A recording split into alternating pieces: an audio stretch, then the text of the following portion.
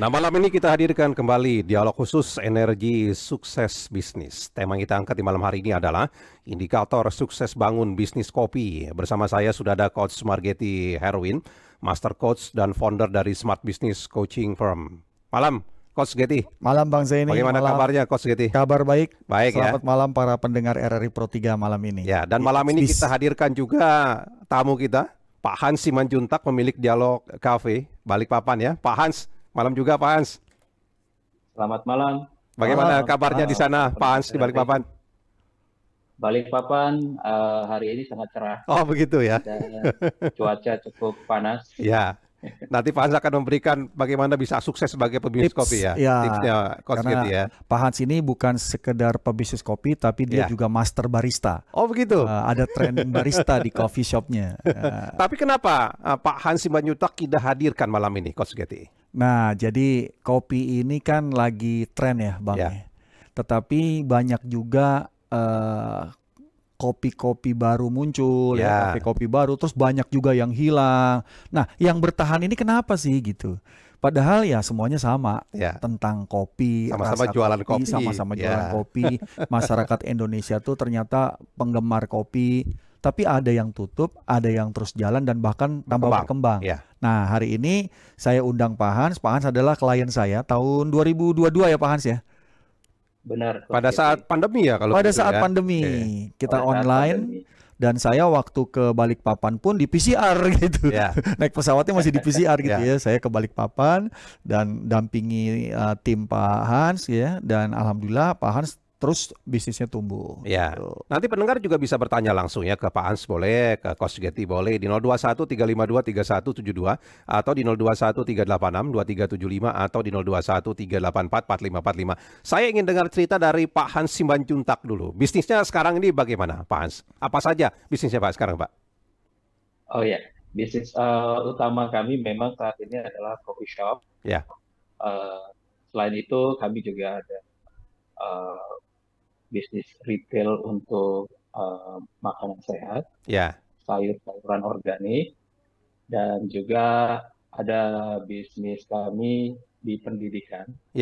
Kami juga memiliki sebuah yayasan. Di bawah yayasan itu ada sekolah, ya, sekolah dari mulai TK sampai SMP, seperti itu.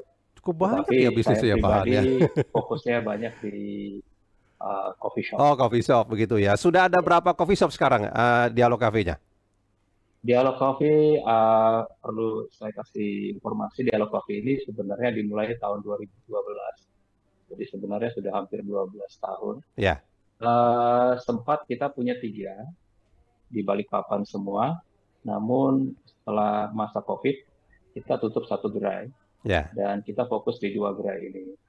Seperti itu. Jadi sekarang yang beroperasi 2 gerai begitu ya? 2 gerai. Pak Hans ya. Nah itu bagaimana ceritanya bisnis sekarang ini sampai bisa bertahan Pak? Lolos dari terjangan COVID-19? Ya, sebenarnya untuk bertahan itu kita menyadari bahwa semua orang juga mengalami kesulitan pada masa-masa COVID. Namun tentu banyak hal yang kita lakukan. Kita melakukan pada saat COVID itu kita harus berinovasi. Kira-kira apa yang dibutuhkan oleh pelanggan kita saat itu? Mereka nggak butuh kopi, gitu. Mereka butuhnya apa? Butuhnya makanan. Nah, saat itu kita sodorkan makanan-makanan yang ada di kafe kita, dan kita juga mengoptimalkan karyawan kita. Saat itu karena karyawan juga nggak bisa semua masuk kerja. Jadi kita bagi, ada yang bisa bagian pengiriman, jadi kita cek di ojol itu kira-kira berapa biayanya. Nah, biaya ini kita bagikan ke karyawan kita. Itu cara kita untuk survive waktu itu. Dan memang semua kita struggle seperti itu. Nah itu sampai bisa lolos dari terjangan COVID begitu ya, Pak Hans ya. Nah itu ceritanya bertemu dengan Coach Getty bagaimana itu? Ya, waktu kita tahu ya bahwa fase saat itu kita nggak boleh diam. Kita tahu bakal ada yang namanya restart. Nah, untuk masa mau restart ini, kita jangan sampai kita waktu start mulai lagi bisa bisnis, kita masih belum siap. Ya. Makanya kita harus masa-masa seperti itu, banyak waktu yang kosong, kita cari sumber-sumber pengetahuan untuk bisa kita memiliki pengetahuan lebih untuk memulai men-start bisnis kita lagi. Nah, pada saat kita ketemu Coach Getty, terus pada saat bisnis sudah bisa mulai lagi, kita itu bisa lari kencang. Ya. Nah, itu apa yang diberikan Coach Getty sampai bisa membantu Pak Hans begitu berkembang? Bisnis kopinya lah, Pak. Karena tema kita kan bisnis kopi ya malam ini ya. Silakan Pak Hans. Tapi Coach Getty itu lebih mengajarkan kepada kami gimana membuat blueprint daripada bisnis kami sendiri. Jadi kami dari blueprint itu kami bisa tahu sebenarnya kita ini mau kemana arahnya.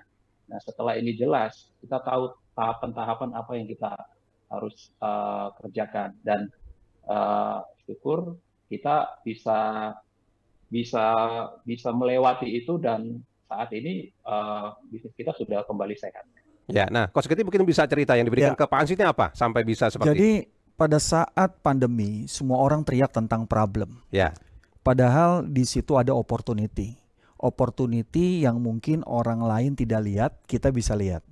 Nah, Dialog Coffee melihat bahwa warung kopinya, kafe lah, bukan warung, kafe kopi Dialog ini ya menggunakan kata-kata dialog, berarti orang bisa berkumpul aman, nyaman gitu ya. Kita menggunakan value itu untuk membuat orang itu nyaman duduk, nyaman untuk bertemu, nyaman mereka kopi dan ngobrol bareng gitu ya.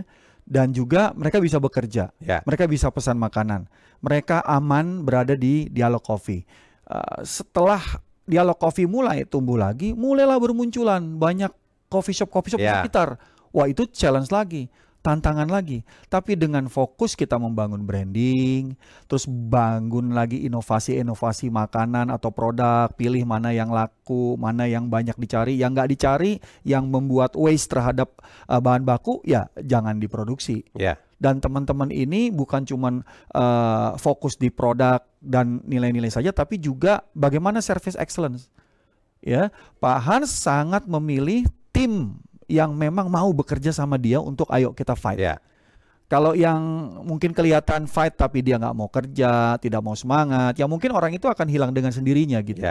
Dan ini sangat strict dilakukan. Jadi ada Pak Hans nih bersama istrinya Bu Nita ya, benar-benar strict melakukan itu, karena mau nggak mau kalau kita nggak menyelamatkan siapa lagi, kira-kira begitu tuh Bang.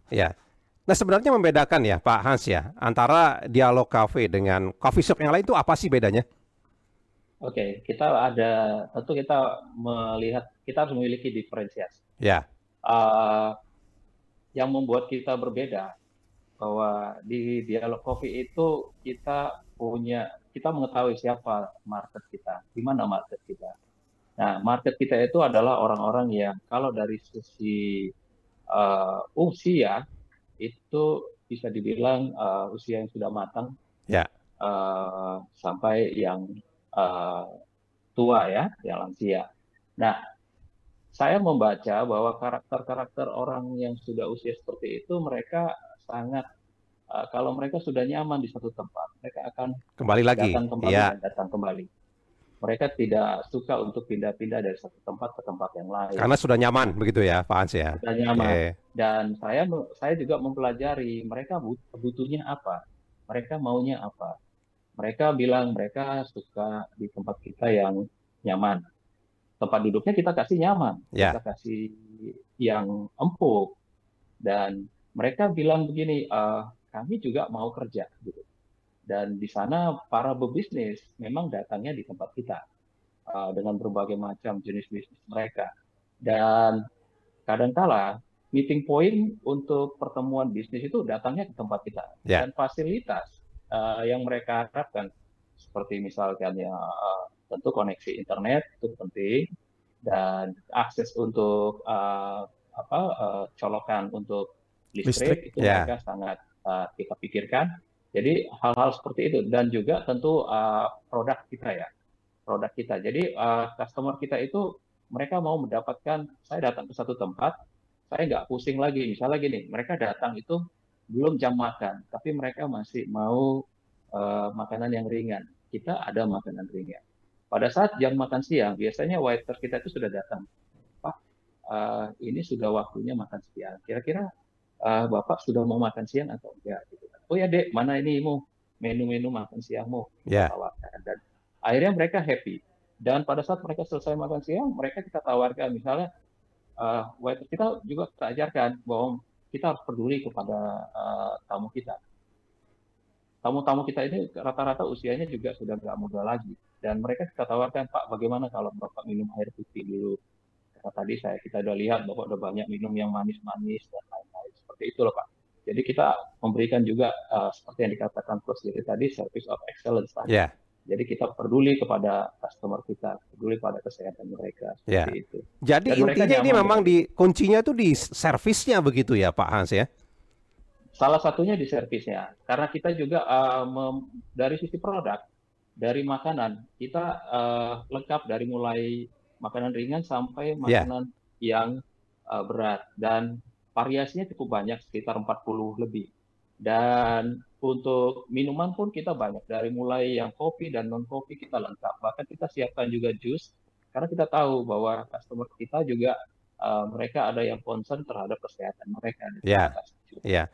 Nah, oke. Nah, kalau dari sisi menu ya, Pak Hans ya, biasanya kan kalau orang-orang yang memang target marketnya seperti Pak Hans katakan tadi, dari sisi menu kopi saja misalkan, itu tidak seperti anak-anak muda yang kopinya kopi-kopi yang ya kita tahu lah begitu ya. Itu bagaimana itu Pak Hans itu ceritanya itu?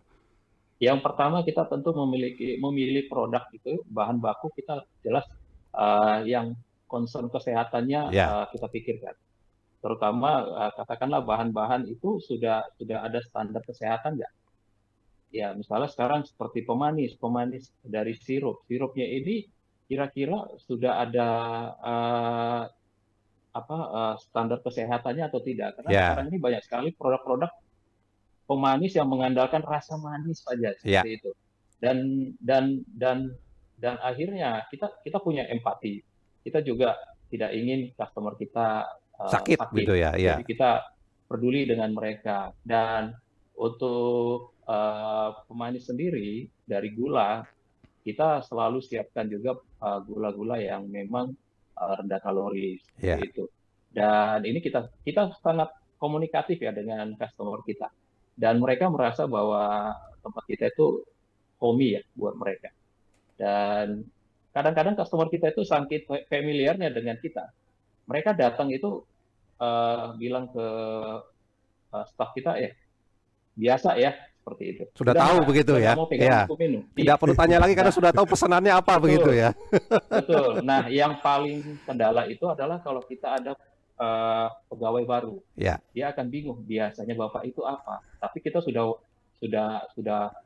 training ke staff kita yang baru. Nanti kalau kamu ada customer yang memang seperti itu, kamu perlu tanya kepada seniormu. Supaya nggak perlu ditanya lagi seperti itu.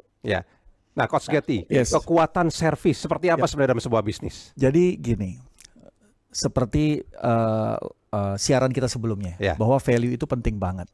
Ya, pelanggan kita datang karena dia dapat apa yang dia inginkan, bukan dapat apa yang kita berikan. Jadi begitu dia dapat apa yang dia inginkan, dia akan selalu datang ke situ karena dia merasa di tempat lain dia nggak dapat itu. Service excellent itu bukan cuma kepada pelayanan, tapi bagaimana kita dekat sama si pelanggan ini. Ya, bahkan ada beberapa resto atau kafe yang paham dengan nama. Pak Budi apa kabar, baru kelihatan lagi gitu ya. Nah, itu juga menambah kedekatan. Karena begitu kita peduli sama pelanggan kita akan lebih peduli sama kita. Begitu kita sangat memperhatikan kesehatan para pelanggan kita ini, pelanggan kita akan sangat menjaga bagaimana diri mereka itu tetap menjaga untuk datang dan selalu berbelanja dengan kita. Karena ini sebuah ekosistem bisnis yang terjaga, karena orang itu tidak suka hal-hal yang cenderung selalu baru. Kenyamanan yang dia rasakan berulang, dan itu akan dia dapatkan di kafenya Pak Hans ini. Jadi ini yang saya tekankan. Jadi dalam sesi coaching itu saya ada tools namanya Identify Potential Market namanya. Dia harus tahu siapa pelanggannya, di mana mereka berada, apa yang mereka suka, mengapa mereka sering datang dan mengapa mereka rutin dan balik lagi, baru strateginya bagaimana. Jadi apa yang tadi saya katakan tentang identify potential market ini, Pak Hans menggali itu bukan cuma dengan ownernya aja, tapi para leadersnya, para staff yang berhubungan dengan service excellence ini jadi paham. Sehingga mereka itu bukan cuma diajarin, tapi mereka paham. Frame-nya sama ya, satu. Sama gitu frame-nya, ya. gitu. Jadi ini sebuah proses. Makanya seorang coach itu mendampingi dan melatih. Yang melakukan ya tetap orang yang ada di bisnis tersebut.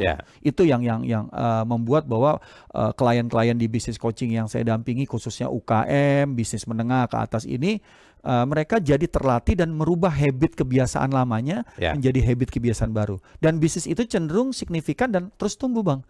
Karena itu dilatih, bukan diajarin gitu. Baik, kita break dulu sebentar, Pak Hans ya, jangan diputus ya, dan Coach Getty ya. Yang ini silakan Anda bisa bergabung sama kami di 021 352 3172 atau di 021 386 2375 atau di 021 384 4545. Pancasila itu, Bung Hatta katakan, ketika ada sesuatu yang deviasi, maka ada kekuatan gaib yang mengembalikan. Jadi dalam salah satu pidato tulisan Bung Hatta pada tanggal 13 Januari 1966, Bung Hatta mengatakan terjadi sesuatu, orang bertanya, kita ini sekarang di kanan atau di kiri? Karena ketika mengatasi itu ada persatuan di antara masyarakat sipil, mahasiswa, dan TNI untuk menstabilkan kembali keadaan negara. Dan itu berhasil. Lalu Bung Hatta menjawab, kita tidak ke kanan dan ke kiri. Pancasila adalah jalan lurus. Dan karena apa? Ada sila ketuhanan di mana ketika terjadi sesuatu yang kacau, ada kekuatan gaib yang mengembalikan kita ke situ. Jadi intinya bahwa setiap manusia Indonesia itu harus mempunyai rasa memiliki sejarahnya dan rasa memiliki keberagaman. Karena ketika Bung Hatta juga menuliskan sebagai mahasiswa yang berada di Eropa, ketika mereka berkumpul berbagai etnis dan berbagai agama, tetapi perasaan Indonesia itu satu. Padahal ketika itu di masa Hindia Belanda belum ada Indonesia, adanya Indise.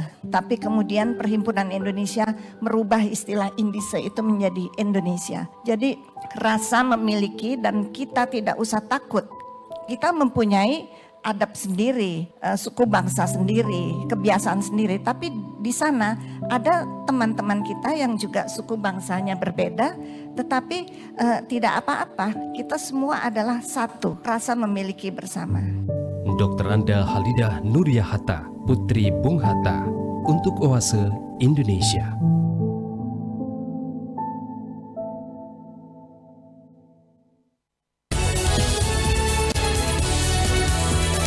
Pro 3, Jaringan Berita Nasional. Nah, ada beberapa hal yang ingin masih saya gali dari Pak Hans nih, Coach Getty ya. Saya ingin tahu dari Pak Hans juga, kenapa kemudian target marketnya itu adalah bukan anak-anak muda, tapi orang-orang yang memang sudah matang usianya, seperti mungkin ya saya, Coach Getty, begitu. Ya, terima kasih Pak. Sebenarnya ini sebuah perjalanan, bukan dari awal kita sudah menetapkan target. Di awal 2012 kita itu buka aja. Ya. Terus saat itu kita punya properti, kita buat yang bagus. Terus kita buat harganya sangat murah ya. Dan targetnya tanpa kita sadari ya datangnya anak-anak muda. Hanya mereka pada saat mereka datang, saya agak kecewa karena mereka pertama kurang menghargai properti yang kita buat. Kadang mereka tulis-tulis, jok tempat duduk di gambar-gambar, meja dilukis-lukis, kaki naik ke meja, terus ordernya cuma 1-2 gelas. Tapi nongkrongnya lama begitu ya? Ya, wifi-nya nggak berhenti-berhenti gitu. Dan akhirnya saya lihat ini nggak yang saya harapkan seperti itu. Sehingga kita mikir, oke, kita harus lihat nih apa yang kita punya.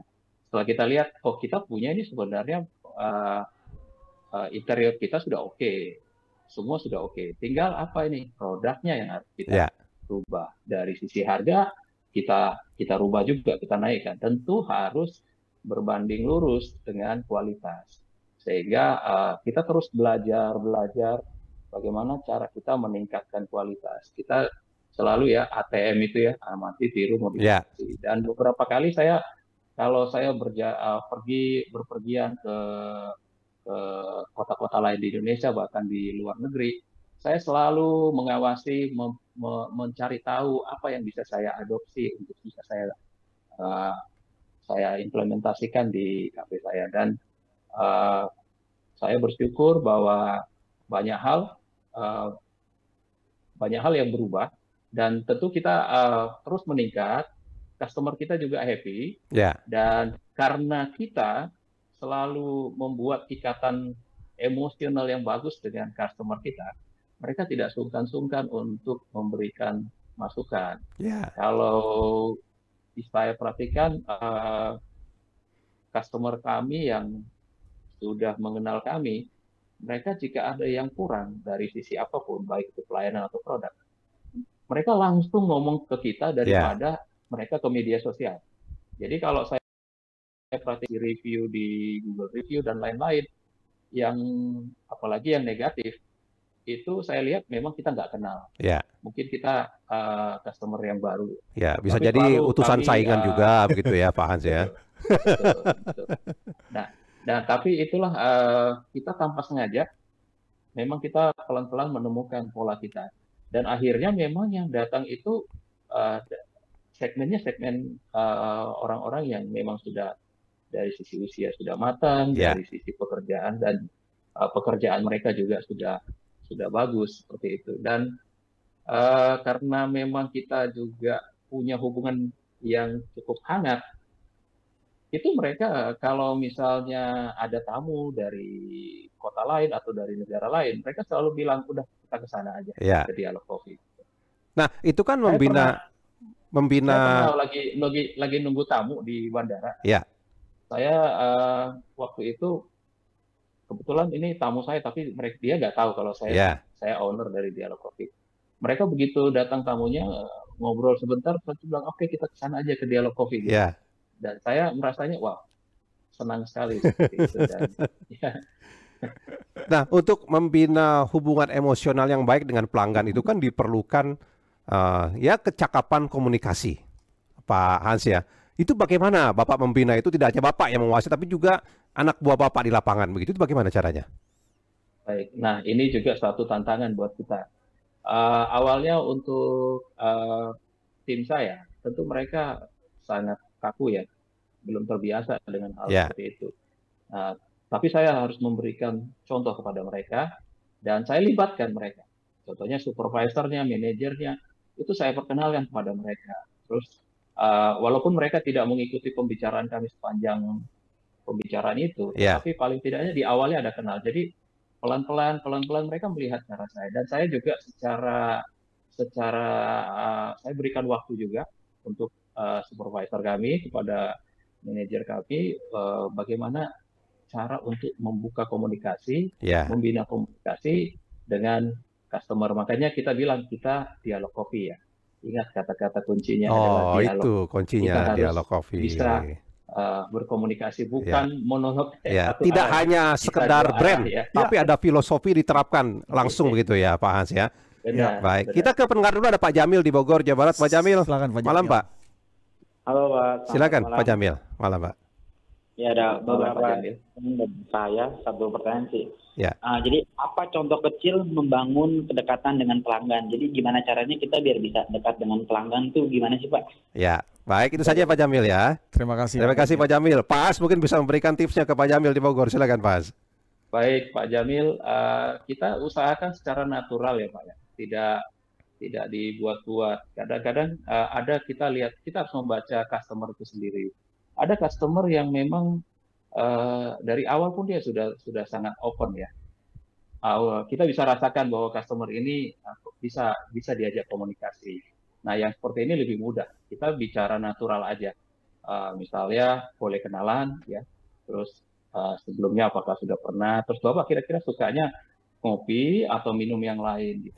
Kalau dia customer itu membuka komunikasi itu sangat mudah. Tetapi kalau ada customer yang memang dia tidak terlalu membuka diri, tidak apa-apa. Kita yang penting kita ladeni aja dulu sebaik-baiknya. Pada saat biasanya itu ada momen-momen pada saat mau bayar atau apa, kita komunikasi kecil-kecilan sampai kita berharap suatu saat dia akan datang kembali.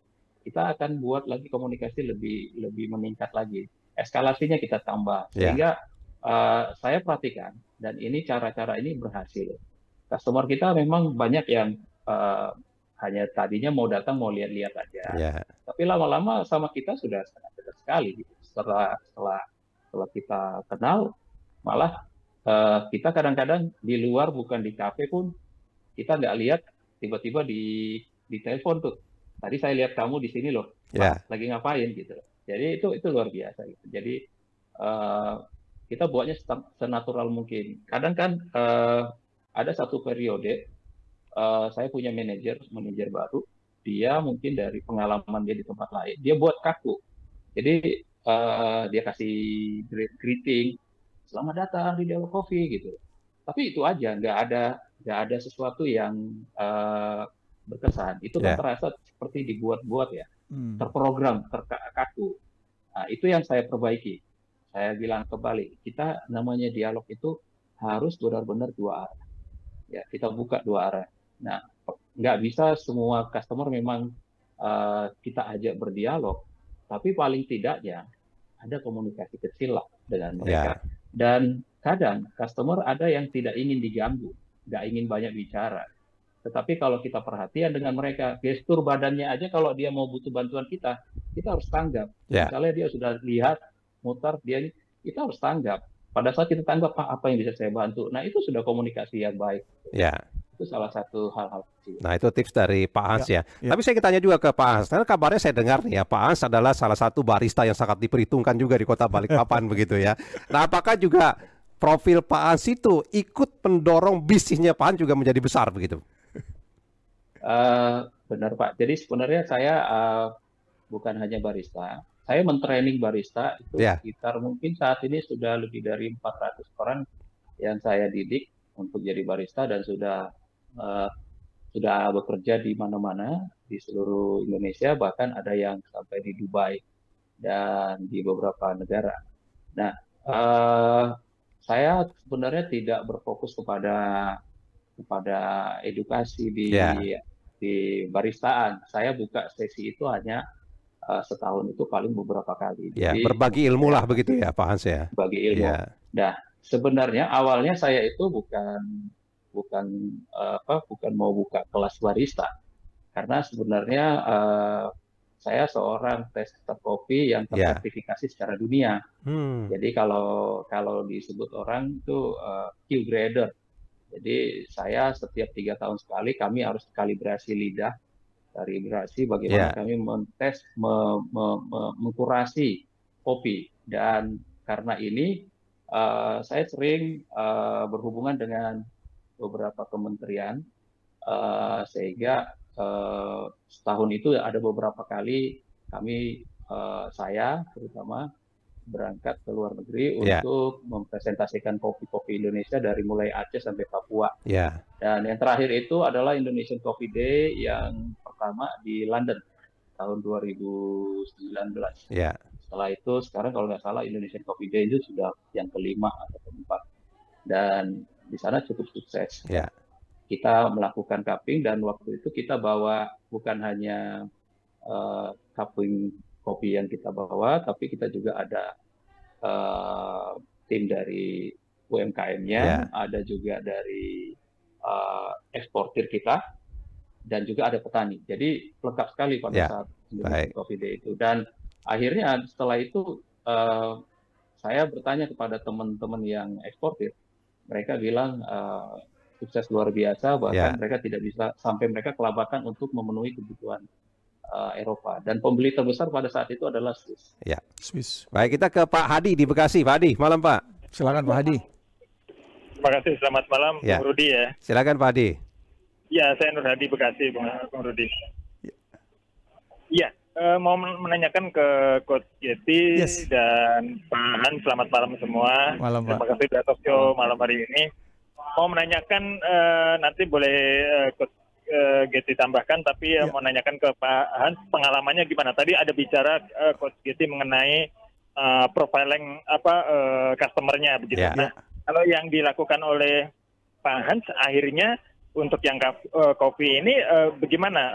Lebih ke fokus ke profilingnya, segmented customernya itu dikerucutkan aja sehingga lebih fokus, atau dibuat general aja begitu. Dan pertanyaan saya menjadi ambil yang mana dan mengapa?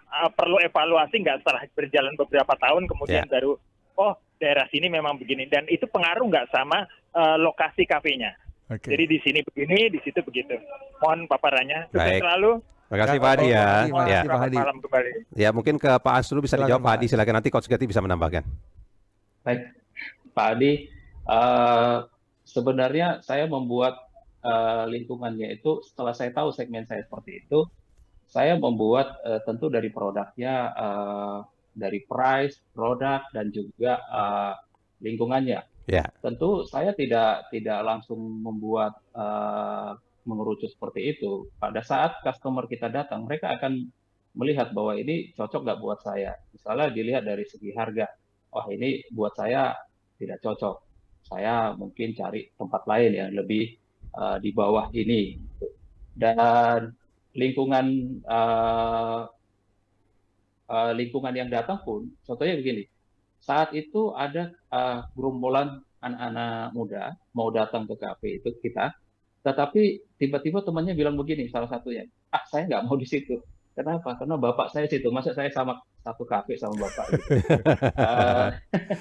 Jadi akhirnya terbentuk sendiri. Dan kita juga untuk lingkungan tempat, memang kita tempat-tempat kita memang sengaja buatnya di tempat-tempat yang premium, aksesnya bagus, parkirnya luas, tempatnya juga luas. Hal-hal seperti ini bisa kita tahu bahwa customer kita ini rata-rata bawanya mobil. Nah, jadi kita harus pikirkan bahwa customer kita yang bawa mobil, mereka harus mudah sekali aksesnya.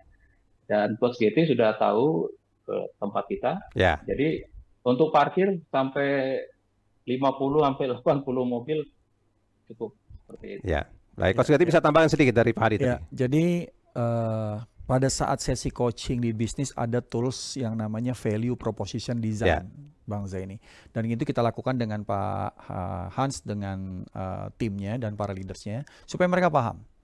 Kita ini memiliki bisnis yang membantu pelanggan kita itu dapat apa yang mereka inginkan. Itu satu. Begitu kita tahu tentang value proposition apa yang dia butuhkan, udah kita fokus aja.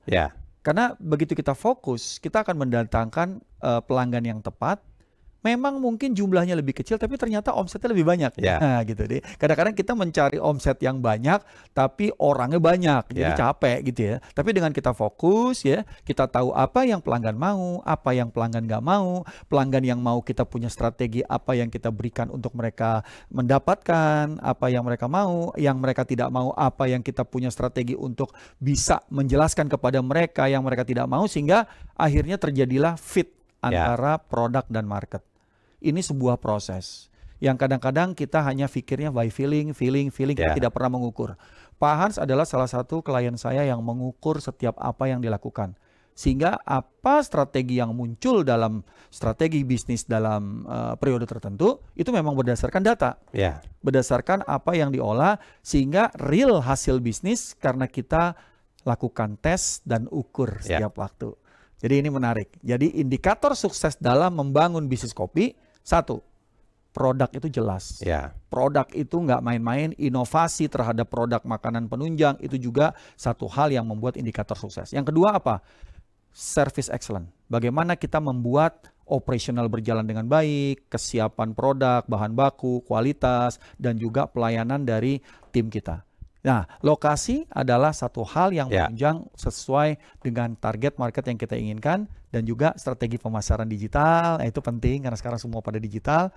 Ekspansi, diversifikasi, dan juga kolaborasi dan kemitraan. Itu juga menjadi satu hal yang penting, dan itu semua dijalankan oleh Pak Hans. Karena Pak Hans ini awalnya adalah seorang programmer. programmer, ya bener Pak Hans ya, programmer saya juga kaget kenapa jadi bisnis kopi. Karena coach, kalau saya jadi programmer udah banyak coach pesaing saya gitu ya. Tapi saya suka kopi, saya ingin melayani orang, saya belajar kopi, tapi belajarnya karena saking serius, karena orang IT itu serius Bang. Kalau belajar sesuatu itu tuntas, nggak pernah setengah-setengah. Akhirnya berhasil membuat Pak Hans ini menjadi orang yang sangat diperhitungkan di perkopian Indonesia gitu. Baik. Oke, kelihatan ada satu pendengar lagi terakhir ini, boleh, Pak Zaki di Jakarta ya. Pak Zaki, malam Pak. Halo, selamat malam. Ya, silakan Pak Zaki. Saya ingin bertanya, bagaimana prospek dalam bisnis kopi ini? Bisnis kopi ke depan gitu ya Pak. Iya, benar, bisnis kopi ke depan. Ya. Terima kasih Pak Zaki ya. Pak Hans yang bisa menjawab ini. Silakan Pak Hans. Baik, Pak Zaki. Kalau saya memilih bisnis, memang saya memperhitungkan ini Pak Zaki, prospek. Seperti kita ketahui bahwa kopi ini bukan minuman baru buat kita. Dari sejak nenek moyang kita juga sudah minum kopi. Dan saya percaya kopi sampai kapanpun akan diminum. Dan kalau prospek pasti ada. Tinggal bagaimana kita mengemas sesuai sama perkembangan.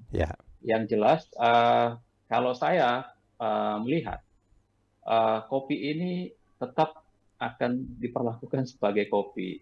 Karena apa? Saat ini kan kita tahu ada kopi kekinian dengan berbagai macam cara, formula. Saya percaya itu hanya sebuah spike, sebuah momen, sebuah masa. Nanti ini akan turun kembali dan kembali kita menikmati kopi ya seperti benar-benar kopi begitu ya. Selayaknya, seperti itu. Dan ini tinggal kita pintar-pintar membawa bisnis kita ke arah yang saat itu apa yang disukai. Contohnya ya saat ini banyak orang sukanya yang manis. Dan kita coba juga tetap mengeluarkan produk itu, tetapi di kami selalu melihat concernnya adalah kalau kita memakai pemanisnya tentu yang sehat, mempertimbangkan dari sisi kesehatan seperti itu. Dan kami juga tidak terlalu banyak produk-produk yang terlalu banyak berinovasi dengan yang manis-manis, karena tadi kita mengenal customer kita ingin customer kita.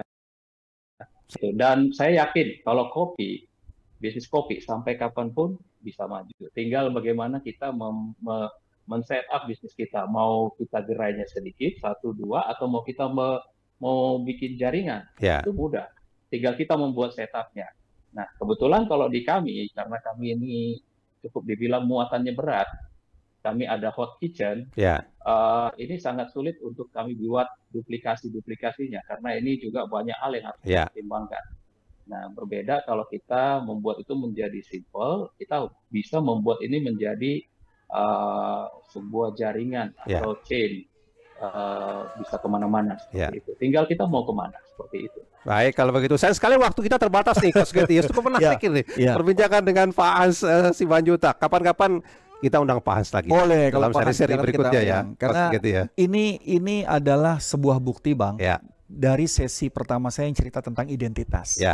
Identitas yang kuat dalam sebuah bisnis itu karena visinya kuat, misinya kuat, dan culture dari company-nya itu kuat. Nah, Pak Hans ini berhasil menjalankan itu.